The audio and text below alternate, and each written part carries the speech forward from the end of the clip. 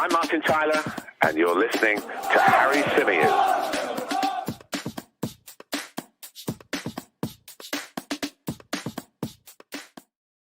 Hey everybody, how's it going? Welcome back to another live edition of the Chronicles of a Gooner, the Arsenal podcast, part of the 90 Min Football Network. As ever, I'm your host, Harry Symeou, and on this edition of the show, we're going to be looking ahead to Arsenal's first game back in the Premier League. The Gunners take on West Ham United on Boxing Day at Emirates Stadium, and we'll be hoping to pick up where they left off, of course, before the World Cup. We're going to be previewing the game in detail. We're going to be talking about the significance, really, of Arsenal getting back to winning ways. And very, very quickly, after what was an unprecedented pause, an unprecedented interference, disruption to a Premier League season. How are Arsenal going to cope with that? We'll get into all of that today. We'll also be touching on West Ham United and what we need to be wary about when it comes to David Moyes' side. We'll be discussing the lineup. We'll be discussing the team news. We'll also be predicting how this one is going to go. And we'll be taking some of your thoughts and some of your questions, of course, as always, from the live chat. I'm a little bit wheezy today. Lately, the last year or so, I get a little bit of asthma here and there, and I'm feeling it a little bit today. So if I do sound a little bit short of breath, that is why. I'm not running or jogging in the middle of the podcast, as those of you watching it can see. But yeah, it happens to me every now and again, and then I take a little inhaler and I start to feel a little bit better. But yeah, it's just started bothering me just before we went live on air. So I do apologize for that if I sound like I'm a little bit short of breath. But anyway, let's say some hellos. A big hello to Creambone. Hope you are well. A big hello to Temi, who joins us, to Deflected Mind, to Adair, who says, oi, oi, Harry, glad to catch a live show. It's been a while. Happy holidays to you and the fam from Brooklyn, and to you, my friend, and to you. Big hello to Imran Rashid, who joins us from Dubai. He says, Merry Christmas from Dubai. And of course, to everybody else. Raphael is with us as well. He says, wishing you and fellow Gooners a Merry Christmas and a Happy New Year. Looking forward to seeing Arsenal built on what they've achieved thus far this season from Singapore. Big hello to Mohammed as well, who is with us, to Jimmy Flo, to Des, to Zebik, to Jason. Hope you guys are all good. James Bond says, Harry, rum and lime cures everything. You know what? I might pour myself a cheeky one tonight. It is Christmas Eve and all that. And yeah, I mean, look, let's start off there. It is Christmas Eve, so I want to say a Merry Christmas to all of you. We'll do the kind of end of year, New Year speech closer to the time, because obviously we will be bringing you shows over the festive period, because Arsenal are in action. Arsenal are in action, of course, on Boxing Day, as mentioned, against West Ham, and of course are back in action again on New Year's Eve when they take on Brighton and Hove Albion at the Amex Stadium. So look, there's lots for us to talk about.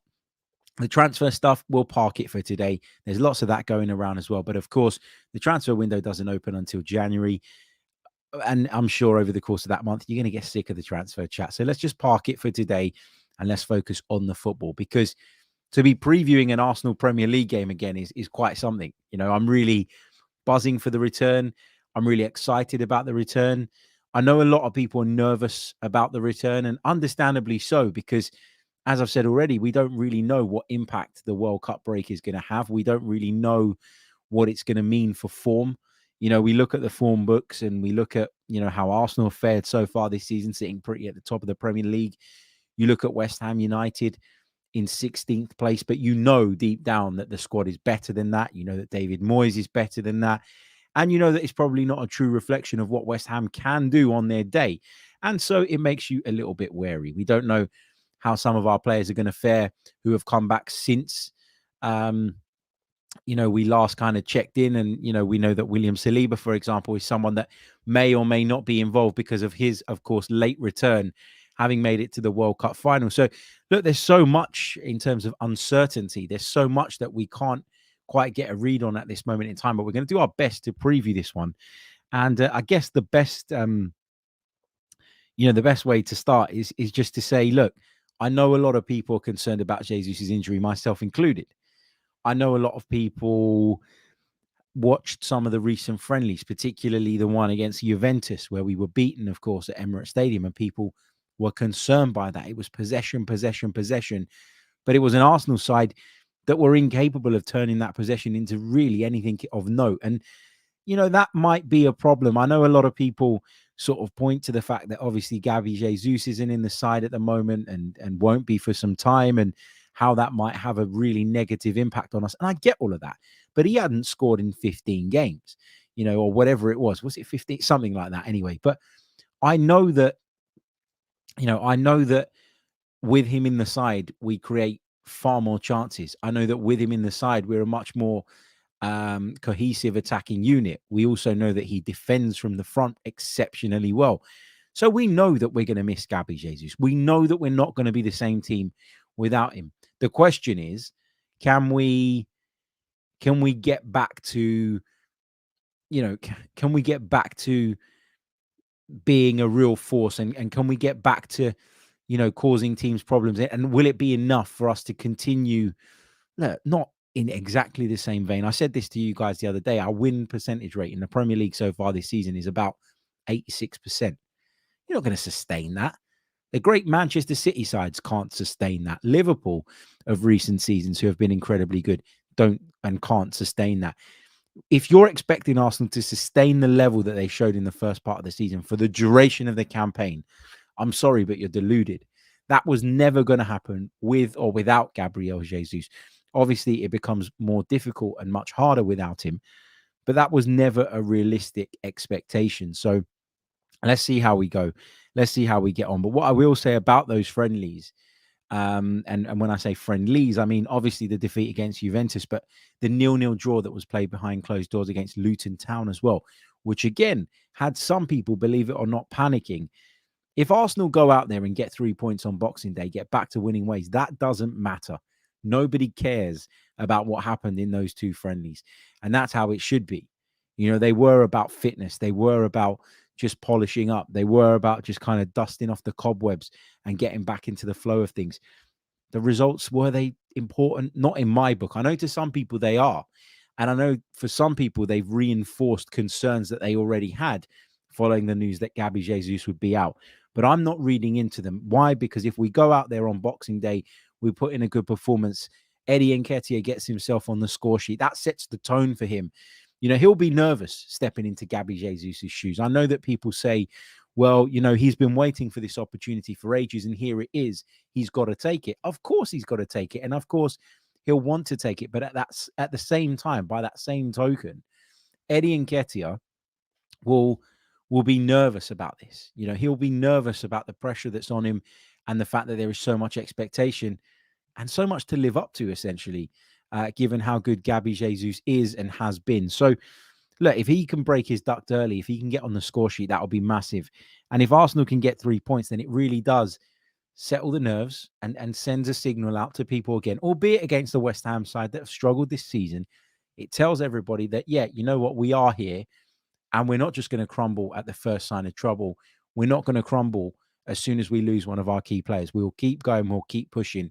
How far that will take us, only time will tell. But I think winning on Boxing Day would be massive for Arsenal internally, in terms of the dressing room and for Mikel Arteta. I think for the fans, it'll be huge as well. And I think it sends a big, big message to everybody else that says, yeah, you know what? They've hit a bumpy patch in terms of not our form, but in terms of losing one of our key players, and they've still managed to continue to show some level of consistency. So, yeah, we got to get back to winning ways, and we got to do it quickly. Mikel Arteta was speaking in his press conference. Of course, yesterday he spoke at length about a number of issues. We'll touch on some of those points in just a minute, but this just came to mind. Like, just think about this for a second, okay? I know it's only going to be temporarily, probably. But if Arsenal could win on Boxing Day, the Gunners would go 8 points clear temporarily of Manchester City at the top of the pile. Arsenal could open up an 8-point gap. Now, as I say, it probably won't last very long, but the significance of that, I think, is huge in terms of confidence, in terms of sending a message to everybody else, in terms of all of those things that I've discussed. I think that could be massive. It really, really could. But anyway, on to the press conference. Mikel Arteta, he's spoken about the need and the desire to start fast, to start strong, to get back to winning ways straight away. He was asked about the players that have participated at the World Cup and have since returned, and he said they're all fine. He was asked if everybody was back apart from William Saliba, and he said, yes, they're all here. When he was asked a little bit later on in the press conference about whether William Saliba could be or would be involved, he said, let's see. It depends essentially on how he comes back. Is he going to come back fit? Is he going to come back sharp? Is he going to come back ready? If he does, Mikel Arteta clearly is not ruling out the possibility of throwing him straight into the team. In terms of injury updates, he spoke a little bit about Gabriel Jesus. He said that, he never put a time frame on it. So when he was put to him that he might be out till February, Mikel Arteta said, look, I didn't say that. I know Gabby Jesus. I know what he's like. I'm paraphrasing now, but he said, I know what he's like. I know what he can do. I know his character. And so I didn't put any time frame on his injury. It will take a while because he's been out for surgery, etc., etc. But it wasn't me, Mikel Arteta says, that put the time frame on. So I think he's kind of hinting there that maybe Gabby Jesus will be back a little bit sooner than potentially first feared.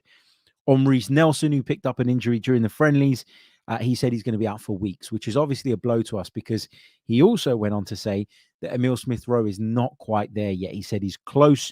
He started to train again, but he did have a small setback recently, although he is in a good place. So Emile Smith-Rowe's return doesn't feel a million miles away, but he's not quite ready to come into the fray on Boxing Day. So, we are a little bit light at the moment in a number of areas. Martinelli, Saka have come back from the World Cup. You'd assume they'll be ready to go straight in, having participated in some of the friendlies as well. But, in an ideal world, you'd have probably liked to give them a little bit more of a breather. But we just can't do that at this moment in time. We just can't give people the types of breaks that they want because of how thick and fast the fixtures are coming, because of the very small turnaround time between the World Cup finishing and, of course, the Premier League resuming. In terms of the team, what's Mikel Arteta going to do here? Because we still don't know what the situation is with Alexander Zinchenko. We heard that he might be available for Boxing Day, that Arsenal were optimistic he would be a couple of weeks ago, but he hasn't featured in any of those friendlies. Kieran Tierney didn't feature in the game against Luton either. So you hope that there's nothing wrong there. Although, we've not had anything to confirm it. You just try and read between the lines, and it concerns you a little bit that both he and Zinchenko, or neither he or Zinchenko, were available for that particular fixture. Tomiyasu spoke, didn't he, after Japan's World Cup exit, about his need to have a little bit of a break, have a pause, and he's not been involved just yet either. So there are a number of headaches for Mikel Arteta going into this game. And, I wouldn't really want to be in his position because I think it's going to be a difficult lineup to pick. I have picked a lineup. I'm going to share with you guys the lineup that I would go with. And I'm going to roll it across the bottom of the screen now. But yeah, my 11 to face West Ham United on Boxing Day at Emirates Stadium is Aaron Ramsdale in goal. I've gone for a back four of White, Saliba, Gabriel, and Tierney. Now, I've put a question mark next to Tierney on my notes because that's assuming he's fit. If he is fit, he's certainly fitter than Alexander Zinchenko, who's been out for a period of time and, to our understanding, hasn't fully trained, hasn't been involved in any of the friendlies. So that's one issue. But if he is available, Kieran Tierney, then he has to play, given Zinchenko's absence as well. I guess the other one that I probably need to explain is the inclusion of William Saliba. Now, I didn't play an awful lot at the World Cup. He was someone who was very much on the peripheries for France, somebody who was a key member of the squad, but, didn't need to be called upon probably as regularly as he'd have liked. But you'd imagine that he'd have kept himself in good shape. You'd imagine that he'll be raring to go. Mikel Arteta being cautious about the way he speaks of the Frenchman ahead of this match on Boxing Day. But for me, just when you look at the wider picture, when you look at the bigger picture, I think he has to come back in, and I think he has to start. And as I say, in an ideal world, I'd want to give him a bit more time. I'd want to give him that breather. In an ideal world, he would not be in my starting 11 for this game. But when you think about Zinchenko's absence, when you think about Tomiyasu having hardly been involved, when you think about the alternative, if you move, for example, Ben White inside, being Cedric Suarez at this moment in time, a player heavily linked with a move away at the moment, I think you kind of don't really have an awful lot to play with. And Mikel Arteta's got some real tough decisions to make at the back. Now, I hope that Zinchenko will be available. We've heard times before that Zinchenko's been unavailable and bang, he's been in the starting lineup. Tomiyasu could be ready and raring to go. We don't know exactly how much he's done since his return. We know that while Arsenal were in Dubai, he was back at London Colney working on his fitness. But again, Mikel Arteta, as always, keeping things close to his chest, and it's really difficult to know how the team's going to look off the back of that. But my starting 11 includes a back four of Ben White at right back, William Saliba, Gabriel, and Kieran Tierney, assuming that all of those players are fit and available. Moving into the midfield, it's easy. It picks itself. Thomas Partey sitting at the base of the midfield with Odegaard and Xhaka either side of him. The wide positions will be occupied by Martinelli and Saka. Again, in an ideal world, maybe you want to give these players a little bit longer. Maybe you want to give them a bit of a breather. Maybe you want to ease them back into club football. But unfortunately, we don't have many alternatives. I've mentioned Emile Smith-Rowe's not going to be ready. Reece Nelson, who had come in and done quite well not too long ago, is also unavailable and will be missing for weeks. Is Marquinhos ready at this level? I don't think so. Is Fabio Vieira an option to play from a wide position? Potentially, but I don't think he's anywhere near as effective as Martinelli or Saka, so I wouldn't take the risk. I'd play both of those players. And then through the middle, I think it's got to be Eddie Nketiah. We've talked about him at length over the last few weeks. We've mentioned him already today in terms of how he might be feeling and the significance and importance of him, if he can, getting on the score sheet early, getting involved, and sort of, just settling those nerves a little bit. But hey, let's see where we go. Let's see where we end up. But that is my starting 11 then to face West Ham. And remember, this is not the starting 11 that I know or think is even going to start on a lot of the time. This is the 11 that I would go with. So let me just reiterate that for our audio listeners. Ramsdale in goal, White, Saliba, Gabriel, and Tierney across the back line. Partey, Odegaard, and Xhaka in midfield. Saka on the right, Martinelli on the left, and Eddie Nketiah through the middle. As for West Ham United, they are, of course, as I mentioned a little bit earlier on, sitting 16th in the division, but we know they're better than that. Okay, this is a side that went to the latter stages of the Europa League last season. David Moyes has struggled to get them going at the start of this campaign, but they have been rocked by injuries to some really key players in the early weeks, and that has certainly not helped. They've won 1 of their last 5 league games. They've lost 4 of those. But again, as I said a little bit earlier on, I think form perhaps isn't as significant now as it was before the World Cup, right? Because this is almost an opportunity for a lot of sides to reset. So when we're sitting here saying that for Arsenal, actually, it's probably bad that we ended up going into the break when we did because of the momentum we had and because of the run we were on and because, we were cruising at that point. The flip can be said of teams that, have been struggling. Maybe that reset and almost drawing a line under it and almost going into a new season, if that's the way they want to frame it sort of psychologically, that could be of benefit to a lot of these sides. But West Ham are not without their injury problems. Michail Antonio, Gianluca Scamacca, Naif Aguirre, who was brilliant, by the way, at the World Cup, which goes to show how much West Ham have missed him at the start of this Premier League season, and Aaron Cresswell are all doubts. So David Moyes has got some tough decisions to make as well, and he's got lots and lots to think about. But yeah, I mean, the obvious things to look out for against the West Ham side are their aerial threat. We know they've got that.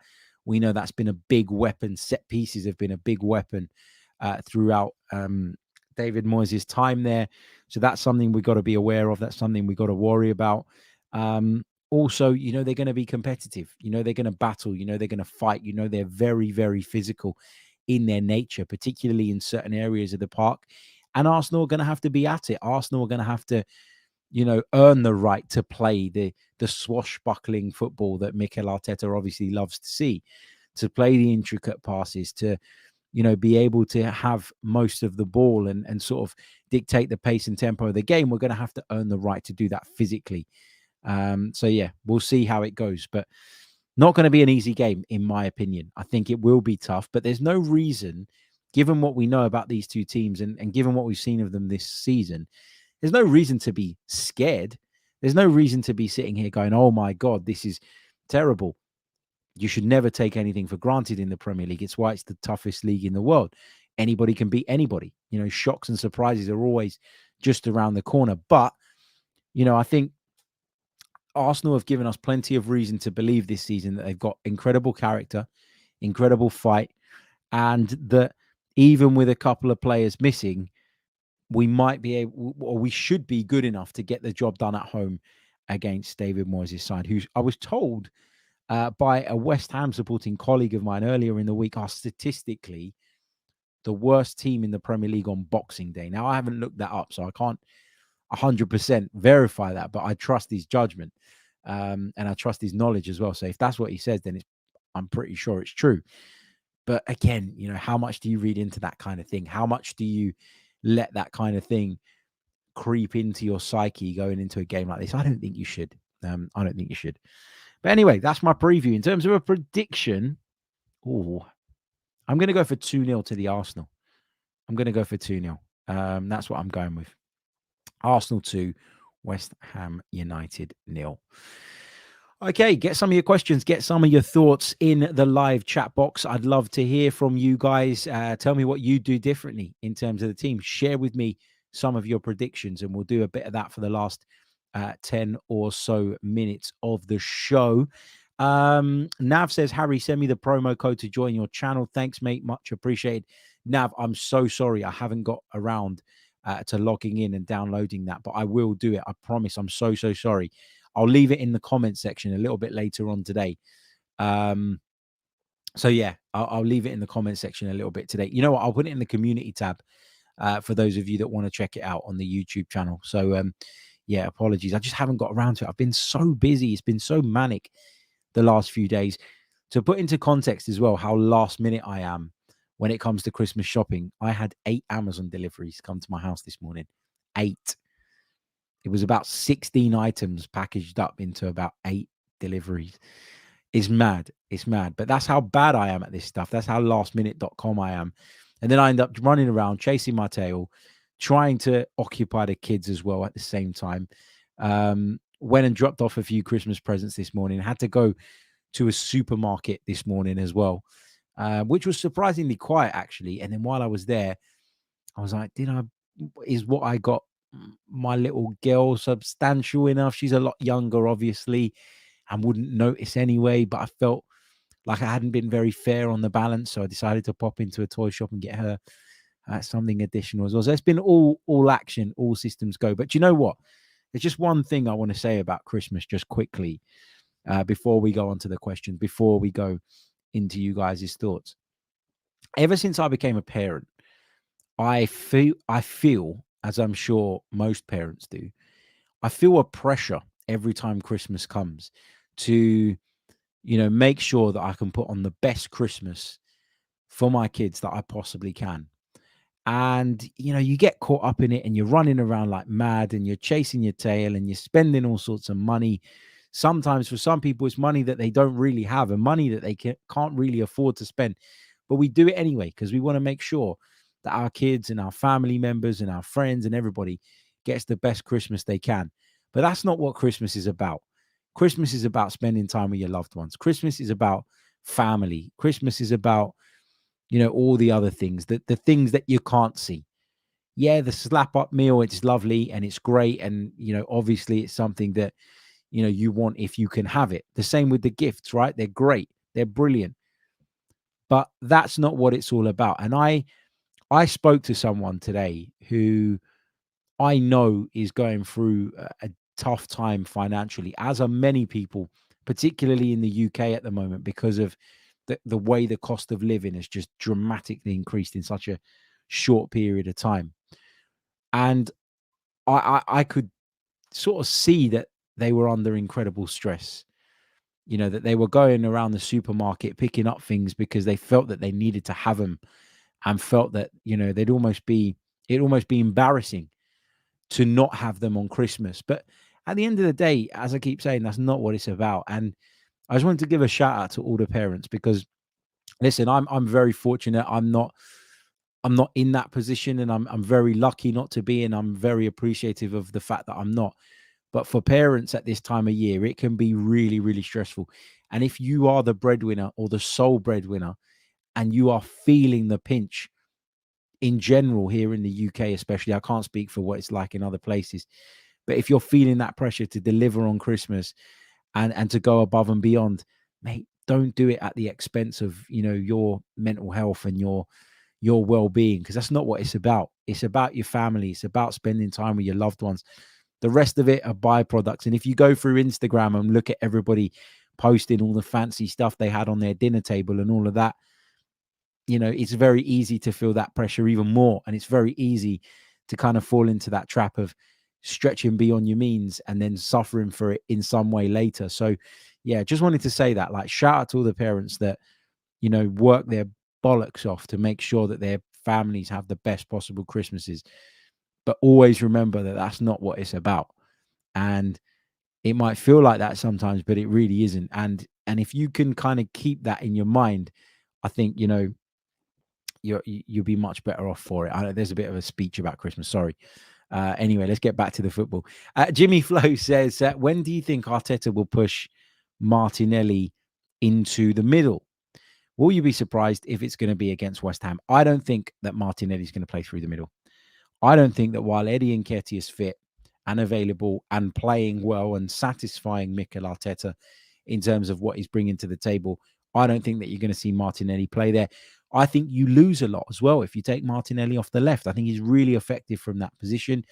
And as I said earlier on, mate, knowing that Smith Rowe's not there yet, knowing that Reece Nelson's out, knowing that Mikel Arteta probably doesn't feel that Marquinhos is quite ready yet, and that I think there's still reservations about Fabio Vieira and what he can do from one of those wide positions. I don't think that there is really a good, strong case to move Martinelli off of the left and put him inside. Nketiah, for me, let's give him a chance. Let's give him a chance. Let's see what he delivers. Let's see what he does. Let's see how he does. He will work hard. He will try. He will close people down. He will hassle people. Does he have the football intelligence of Gabby Jesus? No. Does he have the dribbling ability of Gabby Jesus? No. Can he score as many goals as Gabriel Jesus? I think he can. Playing in the first team, forget what you see in the Carabao Cup, forget what you see in the Europa League when it's a mixed match of an Arsenal team. Eddie Nketiah, I think, proved at the back end of last season that in the Premier League, with the right players around him, he can score goals. So let's give him a chance. Does it change some of our build-up play? Does it change some of our model? Of course it does, because he's not Gabriel Jesus. But I really, really want to give him a chance, and I really, really hope that he can succeed and fill that gap as best as possible for us. So I don't expect Mikel Arteta to abandon the idea of Nketiah being the replacement, especially after they tied him down to the contract they did. They did that because they felt that there's something there. They did that because they believed that there is a player there that can help this squad and help this group. And they'd almost be hypocrites now if at the first hurdle, at the first opportunity that Eddie Nketiah gets, they overlook him and push Martinelli in there. So I don't think that's going to happen. I really don't. Leo also says, though, I would play Martinelli in the middle with Saka on the right and Fabio Vieira on the left. So plenty do feel that way. And I get it. Like, I get there are reservations over Eddie, but I just don't see Mikel Arteta doing that. Deflected Mind says, 2 questions, Harry. Should we sign McAllister since we don't have much depth in midfield? I like Alexis McAllister, but if I'm honest with you, I haven't been wowed by him during his time at Brighton. I thought he was good in the World Cup. I thought there were a lot of players in that Argentina side that were effective in a system that was clearly built and designed to get the best out of Lionel Messi. I'd quite like Alexis McAllister if he were available at a reasonable price, but like with anything, there is a price that, I wouldn't be prepared to go beyond. I don't really know what that is with Alexis McAllister, but you can bet that after his successful World Cup campaign, Brighton's base asking price for him would have shot up probably by double. So yeah, I don't think that's a realistic target for this window. At number 2, he says, at what price is Joao Felix a good signing? I think anything up to 50 million. I think he's that good. I think he's got a lot of potential, unfulfilled potential. And I think at the right club, a bit like Martin Odegaard, at the right club, I think he can be a real key player. And he will add depth into that forward line in general, because he could play from the left, he could play from the right, he could play as a centre forward, he could play just off the centre forward. And so, yeah, I think he would be a good signing. But as we said yesterday, it appears that Atletico Madrid would actually be quite open to allowing him to leave on loan, which is something that I think if you're Arsenal, you have to at the very least be exploring. You really do. I like the player. I said a couple of weeks ago that Arsenal should go after him. I said that Arsenal should try. I spoke about the situation between him and Atletico Madrid, and I was met by a barrage of comments saying there's no way we get this guy. We can't afford to pay 85, 90 million pounds, which is what Atletico will want because of what they paid for him. And lo and behold, yesterday the reports dropped that actually they'd be willing to let him go on loan. That's how bad the situation is between Atletico and Joao Felix. Try and take advantage of it, Arsenal, if you can. Ioku says, good morning, Harry, and greetings from Canada. I'll be visiting the UK the week of the 13th of Feb. Can't find the city ticket anywhere, though. Any suggestions, please? Ioku, mate, if I hear of any, DM me on Twitter if you've got Twitter, at Harry Symeou, and so that I have your details there if I do come across anything. But I've had so many people asking me over the last couple of months, how do I get tickets? How do I get tickets? And the truth is that unless you're a member at Arsenal, it's really difficult nowadays. Even more so this season because of how well the team are playing. Everybody wants to go. Everybody wants to be a part of it. And it makes it much more difficult for people like yourselves coming over from abroad and looking for tickets for a sort of one-off fixture. If I hear of anything, I will let you know, I promise you. But at this moment in time, I couldn't tell you where to get one, other than maybe to keep tabs on the ticket exchange, or to keep an eye on Twitter. There are certain accounts out there that do sort of help people find spare tickets, etc. But again, I don't want to say that you should definitely do that just because I'm wary that there are people out there looking to rip people off. There are people out there that will sell them for crazy amounts of money. And there are also people out there that will sell you fakes. And it's really a difficult place and world to navigate. But I don't know of any at the moment, mate. But I'd keep an eye on Twitter. I'd keep an eye on the ticket exchange, etc. And if you DM me on Twitter, if I do hear of anything, I will be sure to let you know, mate. So, yeah, let me know. Gangle says, who would be Eddie's sub? Well, we don't have one at the moment. That's kind of the problem, isn't it? Beyond Eddie and Nketiah, we're very limited in terms of centre forward options. And I think that's part of the reason why Arsenal are pushing to get Mykhailo Mudryk during this window. Maybe not because they see him as a centre forward, but maybe because, as some of you have suggested, it could free up Gabriel Martinelli. I don't know exactly.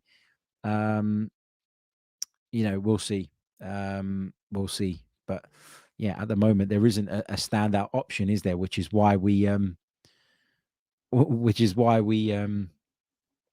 we're talking about a lack of depth and why we're talking about the need to improve the squad. Fireproof Anto says, if Felix is causing problems at Atletico, would we want that? We've been trying to get those characters out. It depends on what the problems are, mate, because it's not him it's not him being a bad apple, right? It's not. Well, there's probably an element of that too, and as there would be, but it depends what the problem is for me. I mean, we know he's an attacking creative player, and we know that Diego Simeone kind of sucks that out of people and drains that out of people, and we know that or the issues are due to a clash of styles.